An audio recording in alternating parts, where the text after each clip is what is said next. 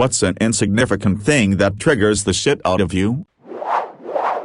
I always liked stopping them and making them pick it up or get a ticket for littering. That $250 to $2,500 fine, a possible 12 months in jail or community service tended to get them cleaning it up. PDQ. Students really had it rough since it affected their studies if reported to the college, and they were on campus. I wish I could still do it, the way people litter in the woods today. My husband and I were getting frozen yogurt at a local spot the other day. When we walked in, the cashier was having a loud and seemingly friendly conversation with a young lady customer, who walked out shortly after. I can't remember what was said, but I remember thinking, oh, isn't that nice? They sound like best friends. How naive of me. When we went up to pay for our yogurt, the cashier started a friendly conversation with us and we responded in kind, nodding, smiling, whatever, and then placed our food on the scale to be weighed. Instead of weighing the items and having us pay, she said something to the effect of, "And now, I love making people's days, so I have a story for you all that you all will find funny," and she just started rambling about a couple of minor inconveniences she was experiencing at trade school. The door card was malfunctioning, the cafeteria was closed, the software for her homework was buggy, etc. I just kind of laughed and nodded as she went through this, and made some sympathetic statement intending to be like, "Ah, well, shit happens, I'm sure you'll do fine. Good luck and goodbye." But I couldn't get the words out before she eagerly went on. She rambled for, 10-15 minutes or so, no exaggeration. Sometime in the midst of this we did manage to pay for our things and were hoping for her to acknowledge the professional transaction as being complete and relieving us of her nonsense. But of course that didn't happen. We stood there looking at the ground while she talked, and even turned towards each other several times to comment on the taste of our yogurt with each other and whatnot as she was talking, but nothing we did seemed to clue this fucking bitch in that we were not interested, and she was like some young girl, maybe barely 18. We didn't want to be rude. She was very enthusiastic, almost performative, even about her rant, and to poke a hole in a young girl's enthusiasm just didn't feel right. Eventually we got out of there. I guess she decided her rant was over. I have no idea, as I was in a coma by that point. We sat at a nearby bench outside and finished our snack, venting to each other about this girl's abysmal social awareness. I mean, it was just insane. She must have been high or something because she just would not shut up and never once seemed to look hesitant or awkward despite the fact that we must have appeared extremely uncomfortable.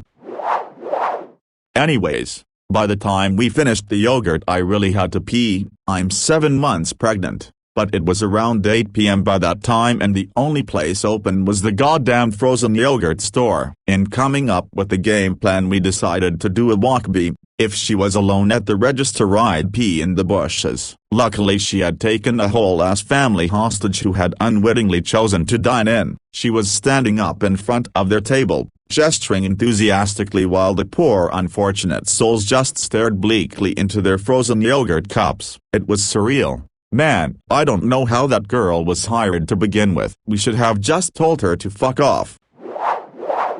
Actors waving coffee cups around in scenes where they are supposed to be full drives me nuts. Fill them with water or even epoxy for the weight, for crying out loud. Edit. Rewarding to see how many people have noticed the empty cup. A few TV and movie production people are in the thread explaining why the cups need to not be live coffee, but there are a number of great suggestions that seem simple and workable. Fingers crossed that either actors are able to fake it better, or the props can give proper heft without endangering the production.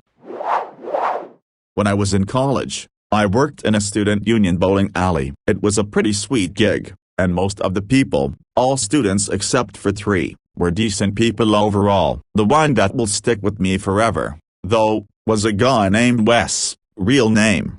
Shout out to you, Wes, if you see this. He was the only person I've worked with in my entire life who had near-perfect spatial awareness. We worked as one. Our main duties during the evening were doing shoe rentals, checking out lanes, selling beers and other drinks, taking money, etc. It was hectic behind the counter for just 2 people on busy nights, but we worked in absolute harmony. We always knew where the other person was. We could toss shoes to each other the way pro basketball players do. No-look passes. Never bumped into each other. Never spilled beers dodging each other. Working with Wes was the most oddly enjoyable job experience I've ever had. Every night was like an unrehearsed ballet that still went perfectly.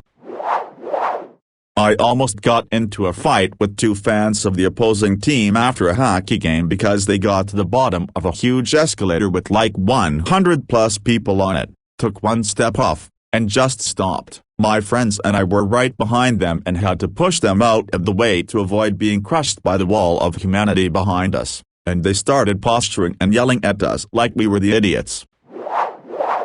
My wife is terrible with this when we're grocery shopping. She's usually pretty good, but once we enter a supermarket, those instincts go away. Lol. Example, she'll grab a cart, but then stop and stand directly in the entrance while trying to get her shopping list out. I have to remind her keep walking so people can get by, and every time she goes, oh Jesus, whoops. It's a learned behavior. Children are oblivious. The whole world revolves around them. They have to be taught. Example A. 2 days ago, I was in a downtown area at a four-way stoplight. A group of young teenagers go bounding across the crosswalk, and this one little fucker, probably about 15, saunters across very slowly. The light changes, full on green for at least 5 seconds. I wait for him to finish his saunter. He stops dead center in front of my car, oblivious to me in the light, and turns back to call to, presumably, his parents, guardians who were not crossing. So I laid on the horn. He jumped about 4 feet straight up, and then gave me the what? Shoulder shrug. He should have known better, but I blamed his demo's parents. I'm still irked about that several days later. Fuck that family. Leaving their shopping carts in the middle of the aisle. Had a lady do this the other day at the store. To sweeten the deal, she was still with the cart, had it parked sideways, and on her phone looking at something. There was another lady just looking at her but not saying anything, I assume out of a misplaced sense of being polite, but immediately chimed up with, pardon us ma'am, I hate to interrupt your blocking of the entire walkway, but other people have to get through here. The look of embarrassment. The stain was the cherry on top from a. You'll love this then. When staying away on my own a few years ago, I went down to breakfast, was taken to a table for two with a free newspaper on it and asked if I wanted coffee. All good so far. When the waiter left, I got up to get my breakfast from the buffet, and when I got back to my table there was another man sat on the opposite side of my table eating breakfast. The whole room was empty apart from my table. The waiter appeared with my coffee and I thought, there's no way I'm having this guy take my table and my coffee. If he thinks I'm just going to feel awkward and sit elsewhere, then he can think again. So I sat down, smiled politely, said good morning, and poured myself a coffee. We then sat at a table for two opposite each other in silence while we both eat our breakfast. Every so often he'd look up and catch me staring, thinking, WFT is this guy doing at my table? I finished my breakfast but determined not to rush off. Feeling uncomfortable at my own table, I dug in a little bit and asked if he would pass me the free newspaper he had put with his keys and wallet like it was his. This guy, seriously. Anyway, he finished quite quickly and then got up. I smiled and said goodbye and he left. I felt quite proud of not being forced off my own table, as I'm quite socially awkward really, but it didn't matter as today I held my ground. As I was telling someone later that day what had happened, that some guy tried to steal my breakfast table, it dawned upon me that actually there was probably a much more likely explanation. There were two waiters working the breakfast room and that this man had likely been given my table first, put his paper down, and got up to get his breakfast. Meanwhile, the other waiter stishes me right up. I then realized that from his point of view, in a totally empty restaurant, I sat down at his table, drank his coffee, stared at him and then took his newspaper, all while smiling politely. At least I wasn't socially awkward though. When I'm behind people who are walking just that bit slower, I'd have to jog, or at least power walk, to get past them. or I have to go at a really uncomfortable slow pace. These are also the people who end up impossible to pass because they're weaving all over the place or hogging the pavement. I get unacceptably frustrated and angry fast. I've finally gotten past this. I just quickly jog ahead of them and say excuse me, then start walking normally again. If they walk really slow, I just walk normally past them. There is a moment of awkwardness when I am walking beside them, but I stopped caring a long time ago. I may look rude or weird, but who cares? It's a stranger lol. Fucking same. Last time I bought a car, I told every single person I interacted with not to put the fucking decal on, and they did it anyway. So I stood over them and watched them take it off and ensure they didn't damage the clear coat. Monsters. Just give me the damn license plate frame at least so I can remove it. It even drives me nuts when I see those decals on everyone's cars, and I think these people have no standards. Yes, except I didn't ask for them to do it. I took the license plate holder off as soon as I got home. Later on I took the car decal off with a heat gun, already on. Then when I got my car tinted, I asked them to take a decal off the window, and they disliked the dealership so much like me they did it on the house. I mean, it wasn't a significant decal, but it was still a nice gesture. I don't advertise for free, even with work. I use Gorilla Tape to block out their name on certain items cause they don't pay an advertisement fee. Plunging raw eggs into boiling water, or hot steam, rapidly denatures the outermost proteins of the white, which reduces their ability to bond with the membrane. https://www.cooksillustrated.com/articles/168 Easy Peel Hard Cooked Eggs. I follow this up with a 5-minute ice bath so that my eggs don't overcook. I also find the peel comes away ridiculously smoothly when they're peeled while submerged in water, a trick I learned from watching cooks make soy sauce burned eggs. People with absolutely no self-awareness or regard to someone else's feelings. If your kid is sick, please do not have a cookout on the weekend inviting everyone over. Do not tell us to come over and eat, hang out, and then once arriving tell us that your kid has been sick but everyone else is fine. So fucking selfish. This drives me insane. Nearly as bad as I've been feeling a bit under the weather, so I thought coming out might perk me up a bit. The other day some friends came up to visit, and after a few beers one of them started puking. That's fine, he always seems to puke after some beers. But then he carried on. And then on the third session of spewing his guts his missus rang to say her and the kids have been puking too and overheard her day. I guess we were right. Daughter did catch that bug from school, so I guess that's why she was throwing up yesterday. Well, if you thought there was a hint of you catching a bug, then WTF are you doing coming to mine for the night? ? I had issues with stuttering growing up, and still do to an extent, and consequently talk slowly, not wordly slow, but like 10% slower than most, as to be comprehensible. But I'm also insecure about my voice, so I'm quite quiet. I literally cannot remember a conversation I've had recently that I have not been interrupted. It sucks. Frown.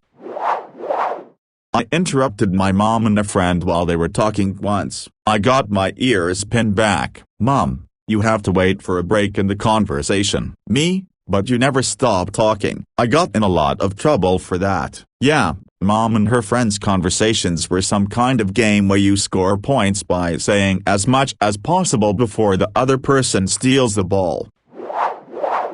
Littering. It tells me so much about you right away, and it's easily avoidable. As an inner-city school teacher, I can't explain how bad this problem is becoming. Calling off all the time. Doing it now and then is fine, but people who call off every week for 2 days screwing over their other employees really starts to irritate me. I know there are a lot of exceptions, but I feel like these people exploit those exceptions, and people just seem to be like, okay, people who show up extremely late to plans. Bonus points if the plans are the late person's idea. I get the courteous 15 to 30 minutes late. Honestly, 30 minutes is way too late for me, but I'm forgiving enough. But after that though, not only are you being rude, but to me you're saying that your time is more valuable than mine, and that's just disrespectful. I am shocked at how many times people will be an hour or longer late to plans. It bugs me to death. Littering. My backyard is the forested entrance to a bike trail. The struggle is real, of course. The litterer is a damned saint compared to the could only wish they were pieces of shit wastes of human-shaped space that are illegal dumpers. Had a couple of those, too, though that was worse when I had an alley in the backyard. Not only do they trash the landscape and make you pick up soggy garbage, they leave so much of it that you've got to find some way to get the trash man to take yours and theirs. Calling off all the time. Doing it now and then is fine, but people who call off every week for 2 days screwing over their other employees really starts to irritate me.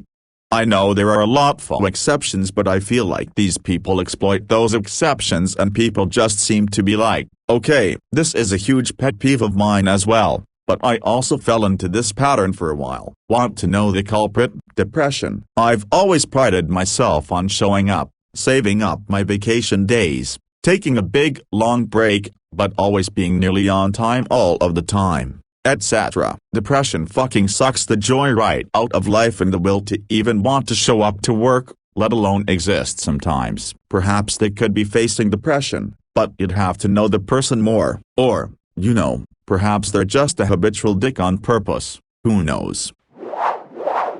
I hate to say it, but my husband and I are these people, and it's 100% due to lifelong cocktails of borderline, PTSD, ADHD, anxiety, and depression. The reason we're functional is that we take the days off we need to, and honestly, that's more than twice a month. But we're also looking into making do with lower hours because we recognize it's a need for us to remain stable. I hate being unreliable, but I didn't terrorize myself for the first 20 years of my life, so I have to let go of the shame.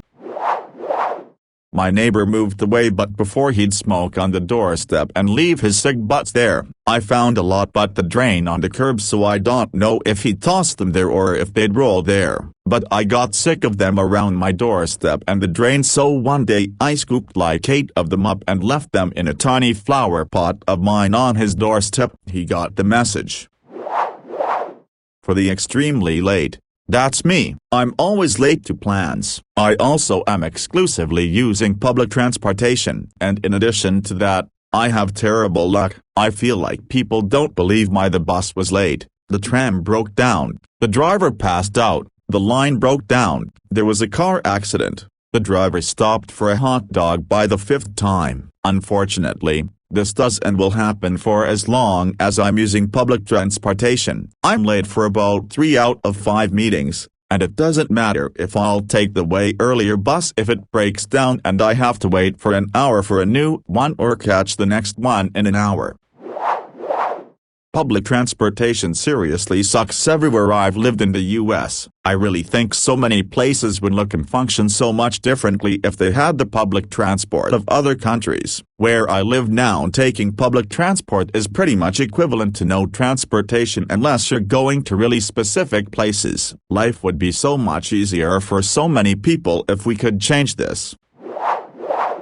I mean, my country does have some decent public transportation. The problem is, from my little village in the middle of nowhere at all, there's one bus that goes to the nearest small town center, how it pleases. Apparently timetable is mere guideline, and from there I have to catch a bigger bus that goes to outskirts of the city where I have studies and friends, and from the outskirts I need try to tram to the center. Once I'm out of the village the connections are quite decent. But since I'm taking a lot of those, there's always something.